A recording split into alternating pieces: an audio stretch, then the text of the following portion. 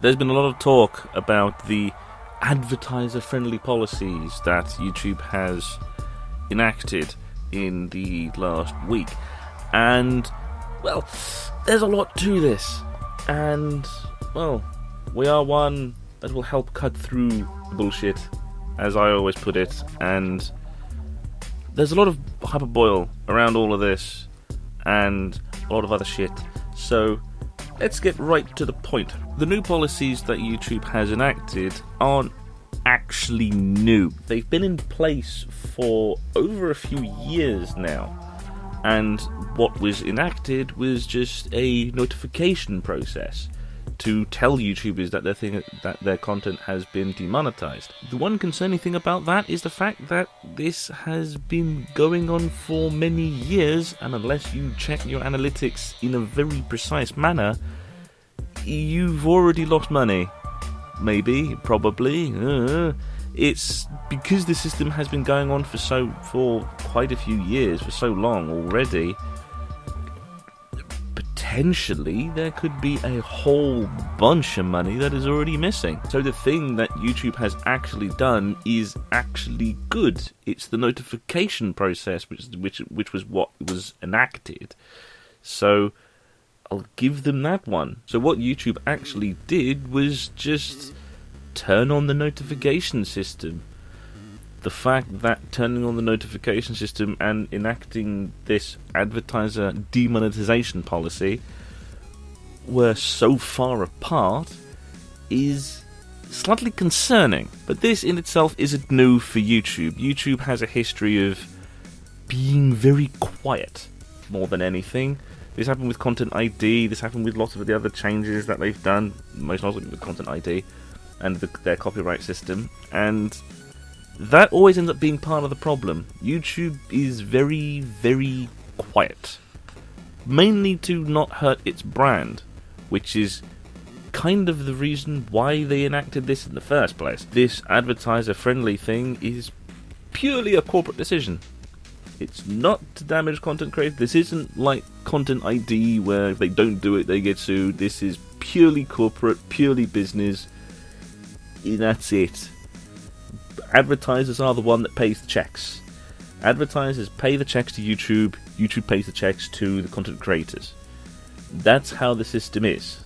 YouTube is the platform we make from.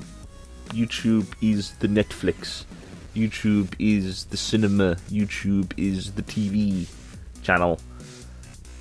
YouTube is the one that gives out the check, and they get the money from the advertisers. So all of this is to keep the advertisers on board. Maybe the advertisers will pay more money. If this system works well, then the advertisers may be willing to pay more to advertise on YouTube. But that is yet to know. And then that depends on the goodness of the enaction of this advertiser-friendly system, which is where a lot of the problem lies. One word that gets battered around a lot is censorship. It happened with Content ID and fair use, which is still a huge problem, and it's getting battered around with this, saying YouTube is censoring us. This isn't the DMCA. This isn't the DMCA. They're not pulling your content. They're just going, maybe an advertiser wouldn't want to put money in that one. So this isn't censorship in the eyes of the DMCA. This is just traditional censorship. And by what I mean by traditional censorship, I mean PEGI, BBFC, MPAA classification censorship. Their way of saying what is and what isn't advertiser friendly is the same thing as what the BBFC says what is a PG rating and what is 18. It is essentially the same system, but the one big problem with the system is that YouTube has a yes-no system to what is good for advertisers, what is not, lumping everything together. To use the BBFC as an example, the BBFC has the UPG 12, 12A, 12, 15, 18 and R18 system. We like bureaucracy. Everyone else only has 5. We have 7. We like bureaucracy. And if content complies with all of YouTube's advertiser-friendly guidelines, it essentially what would be a U rating. If you break a couple, they become PG or a 12A.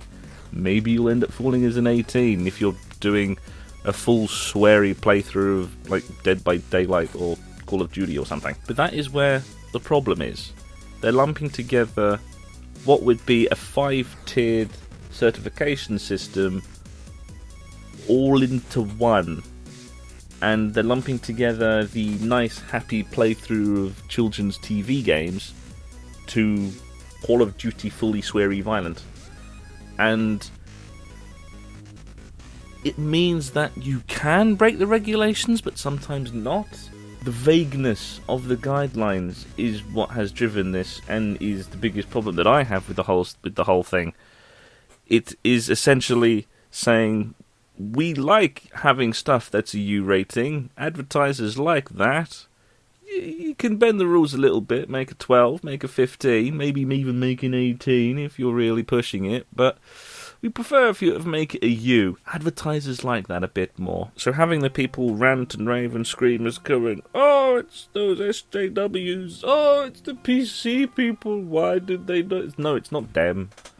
What YouTube has publicly announced now is essentially the BBFC of YouTube, the MPAA of YouTube. It's just YouTube certification in the eyes of censorship certification. That's why I say it's traditional censorship.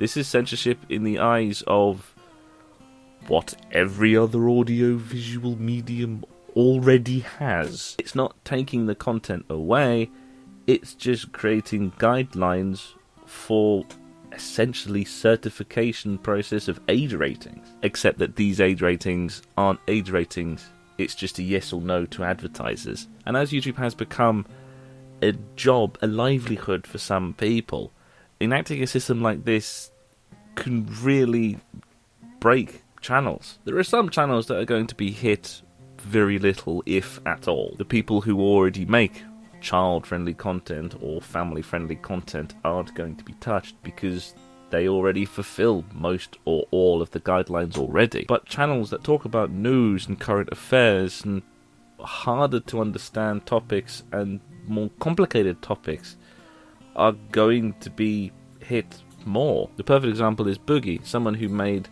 videos on the topic of suicide and suicide prevention and wanting to help people get through their troubles. Those videos, because of the topic, are going to get flagged. This ends up coming back to the reason why there is this big furore already.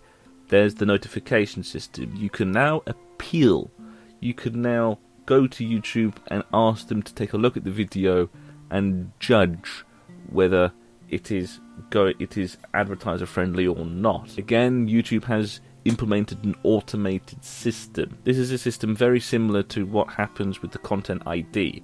A computer flags it, you appeal as fair use, someone goes, looks and judges, and then the decision is made. Most of the time it is going to go in your favour. But the one issue with that is the fact that the video gets flagged. Money is lost in the process of it being flagged. This isn't like Content ID. In Content ID now, the video gets flagged, the money gets put aside until through the appeal, and then if you succeed in the appeal, the money is given back.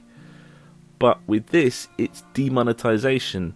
No ads are run whatsoever. No money is generated. So in that 24-hour period, while you're getting a pretty quick response, the video is not generating any money. And the period when videos generate the most money is the first 24 to 48 hours. So it can be a significant proportion of a video's potential earnings. The one bit of advice that many YouTubers is given is have a second revenue stream, have secondary income. And when people say secondary income, they mean Patreon, merchandise, sponsorships, other ways of making money besides content. But then the issue that comes with that is unless you're able to make the money outside of the videos, then you're kind of stuck. You have to be a YouTuber with a fairly large amount of viewership and a fairly large amount of subscriber base to get those sponsorships, so those that are the smallest on YouTube it's just going to make their job even harder. So to sum up, YouTube is demonetizing videos. Boo! But they have now implemented a notification and appeals process. Yay! But what comes with that is very vague guidelines of what is and isn't advertiser friendly.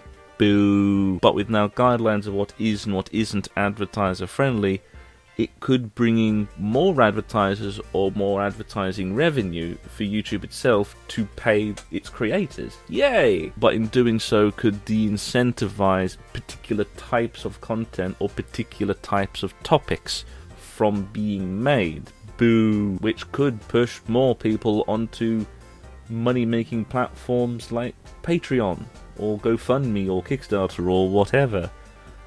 This is something that has come with its positives, but also comes with its negatives. This is something that was going to happen no matter what went on. So this is now just something that people who have made YouTube their livelihood and their job now just have to consider. And the larger companies that have YouTube as a source of significant income now has to greatly consider.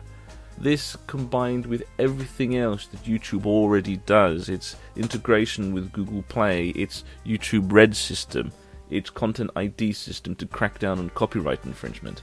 All of this is YouTube becoming not just somewhere to put videos on the internet, but it to become a network, a distributor, something where you can get your content, or just cat videos. The one thing YouTube needs to do is to make sure that the content that should be made still is, that the de-incentivization of particular types of content doesn't happen, because current affairs and news may sometimes be hard to watch, but they are valuable and they shouldn't go away.